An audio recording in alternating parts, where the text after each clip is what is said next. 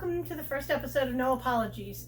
I'm Phoenix, and I'm going to show you how to make honey garlic pork chops, parmesan roasted broccoli florets, and roasted red potatoes with herbes de Provence.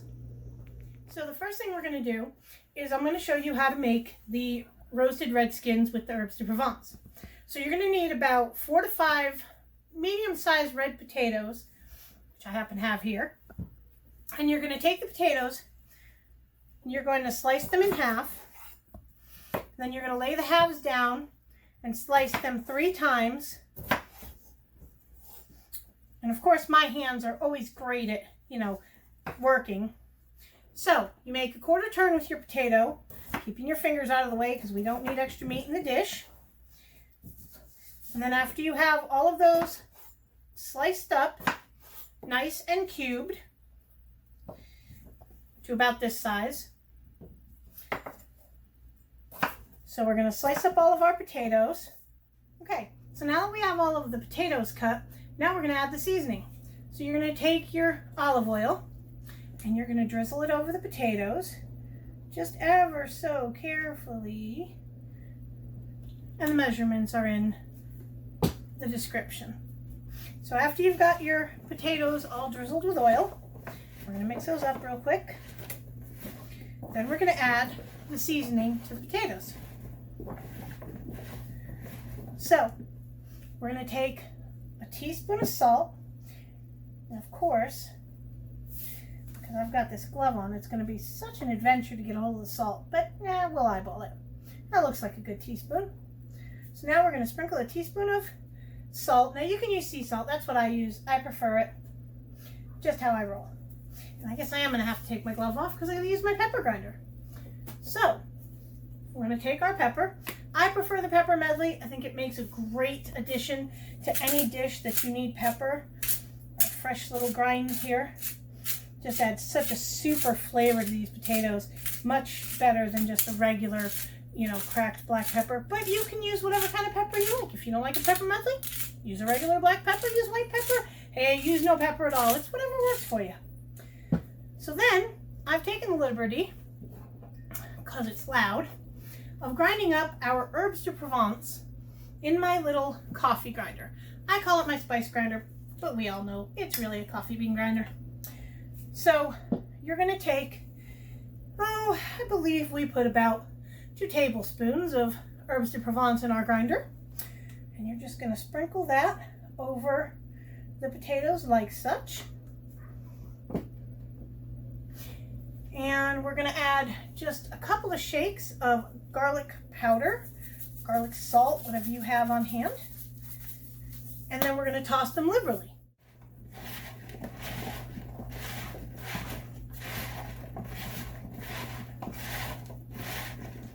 Okay, so now we've got our potatoes tossed in that wonderful seasoning. We're going to move them over here. I have a very small kitchen, so you'll have to forgive the fact that everything's kind of micro in my world. So we're going to put them on the tray and get them ready for baking. So just take them, kind of give them a little spread out. I like to scrape the bowl and get all that unctuous goodness all over. So then we're going to put that in the sink. We're going to make sure that our potatoes are evenly spaced and on the tray without being overlapped, because if you overlap them, then they're going to steam instead of roast. Totally different texture. So then we're going to set our potatoes aside. Now, change gloves real quick. And we're going to always keep a spare. We're going to start on the broccoli. Now, the reason that we're starting on our side dishes first is because they're going to need to roast, and we're going to need to use the broiler. So because we can't use both at the same time, you got to kind of move stuff around. You know how it is. So what we're going to do, now I've taken the liberty of already cutting up the broccoli florets. So we're just going to move those over here. And these, you're going to take your olive oil again. Love olive oil. One of my favorite things to use in the kitchen. And we're going to drizzle it nice and liberally all over the broccoli. And we're going to toss the broccoli and get it all nice and coated so that it's ready to receive the seasoning and the parmesan.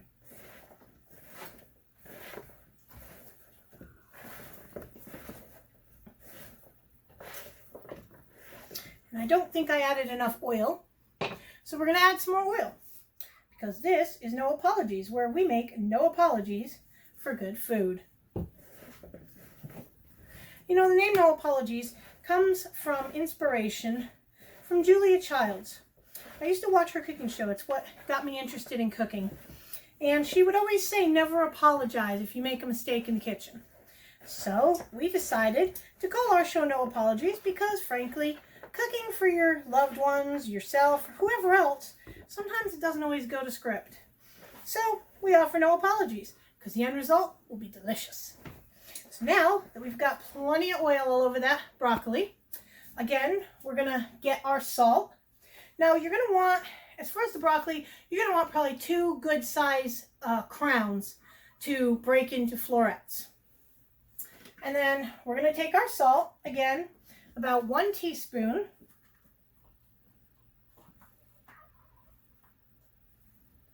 And we're just going to sprinkle it all over our broccoli. And we're going to take our pepper. Yes, I have stock in glove companies. So we're going to take our pepper. We're going to just give that a nice little dusting of our peppercorns. Like that. Oh, it's so pretty. Brings a tear to my eye.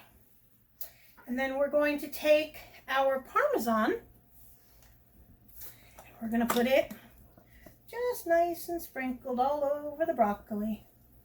Just give it a whole lot of love. Then we're going to toss it around. Our handy dandy glove. I cut myself earlier. My husband sharpened my kitchen knives. Told me, honey, be careful, the knives are sharp. What did I do? Proceeded to swiftly cut my finger because, well, it happens. No apologies. So, we're going to toss our broccoli around in the bowl with all that yummy parmesan. I love the smell of parmesan. It's so delicious.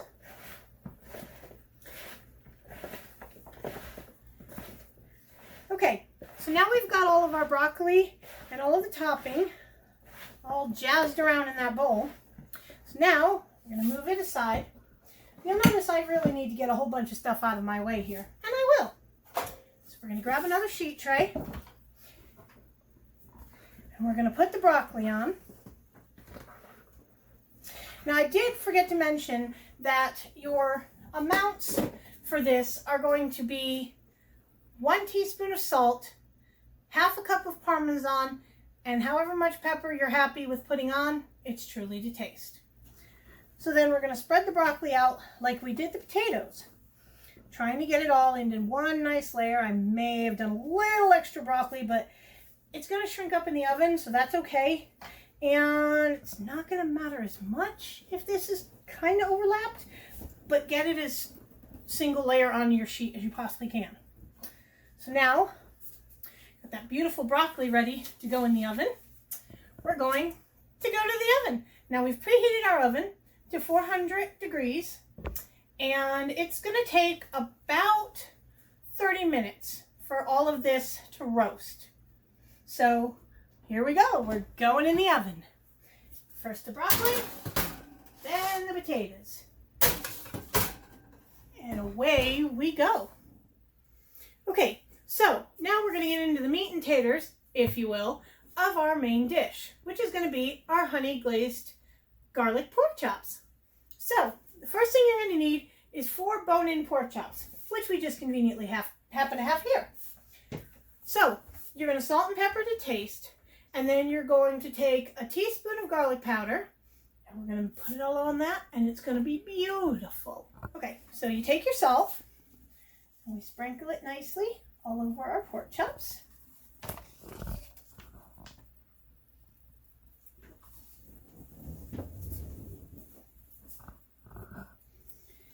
And we're going to take our pepper.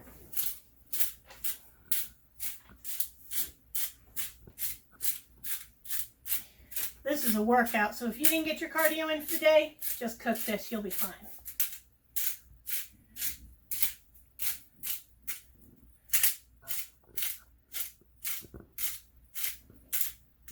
Now you're going to do this to both sides. So let's get this nice and sprinkled. Nice. Now what I like to do, I like to push it into the meat. That way it gets in there nice and good into the grain. Adds more flavor. So we're just going to flip these over and do the other side.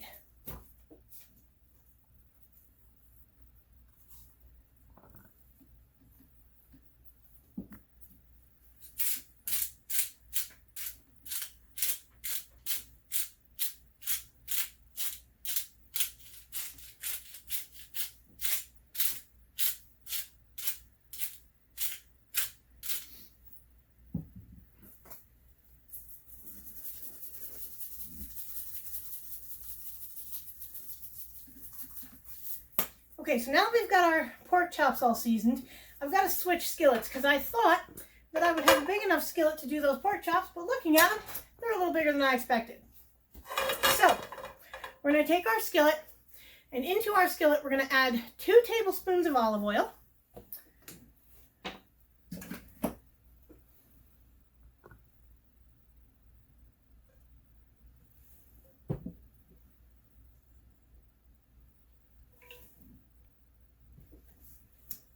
Okay, I actually, because I love this sauce, so I'm actually going to add more. I'm going to double the recipe because I just really like it that much. So our timer's fixing to go off for our side dishes, which is our potatoes and our broccoli. So as soon as that happens, and there it is, we're going to look and see how they look. Ooh, we have some beautiful broccoli. Delicious potatoes. Those actually look a little blonde for my liking, but I'm pretty sure they're cooked. Let me just grab my fork. Oh yeah, that's beautiful. Look at that. Beautiful. But I'm going to throw those under the broiler when we get ready to put the pork chops in to the oven. So, since that is done, we can now turn off our oven. And we're going to get these pork chops started. So we're going to heat up our oil. So our oil is nice and warm. So we're going to put our pork chops in very carefully. Unlike the way I just did it, because I kind of got a little nervous with that oil. Ooh, listen to that sizzle. Ooh, that's warm. Take our tongs, kind of move that in there. Now, you're going to want to sear these on both sides until completely cooked, so that's 4 to 5 minutes on each side. And then we're going to transfer them to a plate. Okay, so now we're going to flip our pork chops over because they've been cooking for about 4 minutes. And they are beautiful. Look at that golden color. Love that. Helps if I use both hands, you know, that little trick. All right, look at that beautiful pork chop, all nice and golden. Now, at this time, you are probably going to want to preheat your broiler. So we're going to put it on high. And your oven should already pretty much be warm from having the vegetables in it. So you shouldn't have to really have too much trouble with it coming up to temp. Okay, so now that our pork chops are done cooking, we're going to put them on the plate.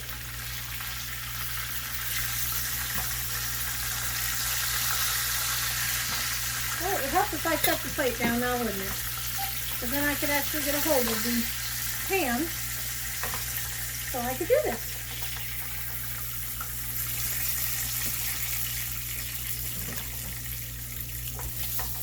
I can just hear Anne Burrell now screaming because mise en place, and my station is a mess. So, we have our beautiful pork chops. Now, we're going to start our sauce. So let me grab this spoon because I forgot to grab it earlier. Shame on me. Now, you're going to want to reduce your heat down to medium. And you're going to scrape all the wonderful little brown bits off the bottom of the pan that have been created. into this oil, which has all that wonderful porky flavor in it from cooking the pork chops, we are going to add our butter. So we're going to need 2 tablespoons of butter.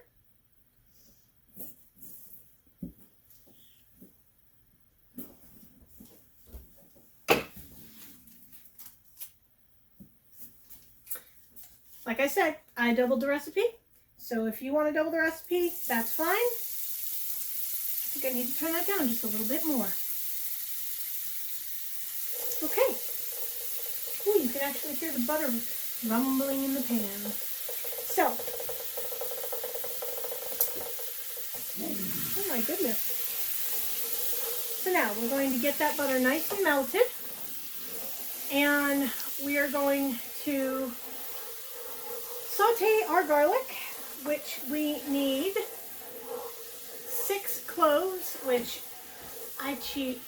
I use the already minced stuff. So we're going to measure out 6 cloves worth of garlic. And I believe it says that 1/2 clove, let's see, it says it on here somewhere. Half a teaspoon equals a clove of garlic. So since we need 6 cloves of garlic, that means we need 3 teaspoons for the recipe.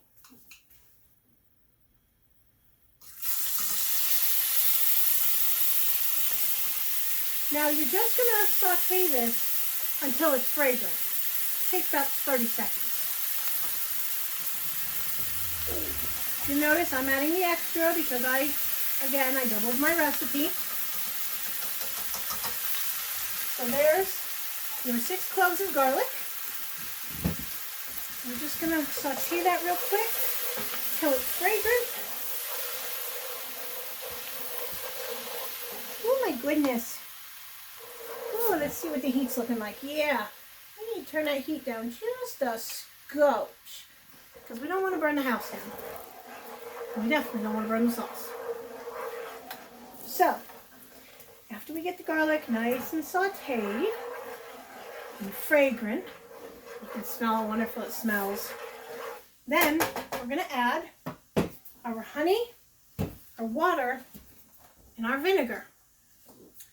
So I'm going to add the water first just because I really kind of feel like I want to get that garlic not overdone. So that's going to be a 1/2 cup of water if you're using all of these measurements. You can use a 1/4, you can use a 1/2, depends on how much sauce you want to make. I prefer 1/2, but the recipe calls for a 1/4 that you will see in the notes down below in the description. We're going to add in our honey, which is also a 1/4 cup. Like I said, I like more. So we're going to add 1/2 cup. And then because I am putting a double on this recipe, it's going to be a whole cup, which is going to be so delicious. And I like to use local honey. I like to support local businesses whenever possible. So of course, you know, I'm making a great big mess here as well. Just really good at that apparently. So there's my 1 cup of honey because I'm doubling it. This might take a while. Okay, so after we add the honey, I love how sticky honey is. We're going to add our vinegar. I'll lick that later. I love honey. So, I shouldn't have licked my fingers. Now I got to wash my hands. So, now we're going to add our vinegar. You're going to need 2 tablespoons of vinegar, or in my case, I'm going to need like 4 tablespoons of vinegar. 1, 2. Now you can use cider vinegar, you can use rice vinegar, you can use whatever, you know. I recommend the cider. I think it comes out really good.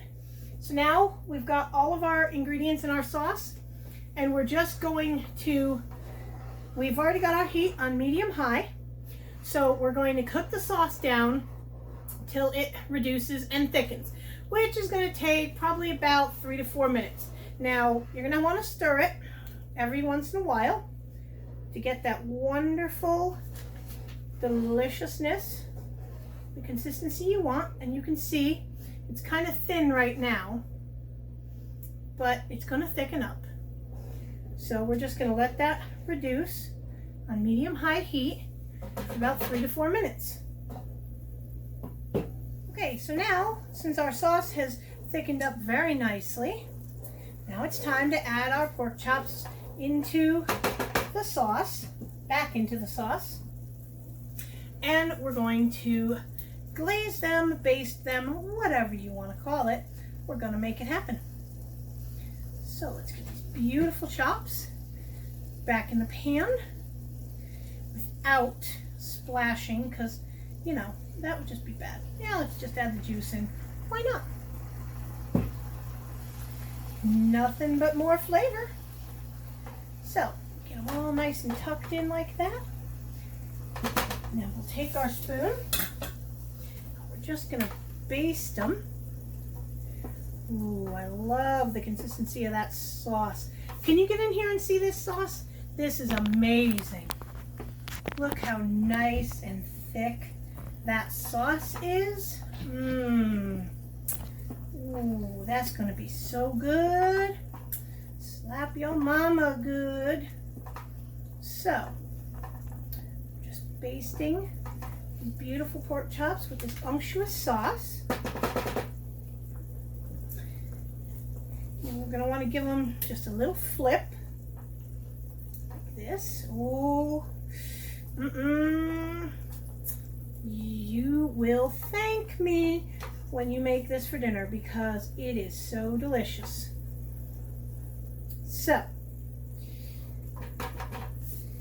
now we're going to put our pan in the oven with the broiler that we've turned on to high earlier. So let's put our pan right in there, and then we're going to add our potatoes back in. Okay, so that's the timer, and our pork chop should be ready. Let's take a look. Ooh, yeah. I don't like mine really charred, so I only put them in there for 2 minutes. Okay, so we've got done roasting our vegetables, so we're just going to throw those out onto. Okay, so now we've got our potatoes, and we've got our broccoli, and our pork chops, and it's dinner time. I've been your host, Phoenix, for No Apologies. Remember, great food needs no apologies. And if you enjoyed today's programming, feel free to visit noapologiesinc.com to donate. We are a value for value cooking show, so if you got any value out of this recipe or any entertainment from watching me make it, submit a recipe. You can hit that donate button.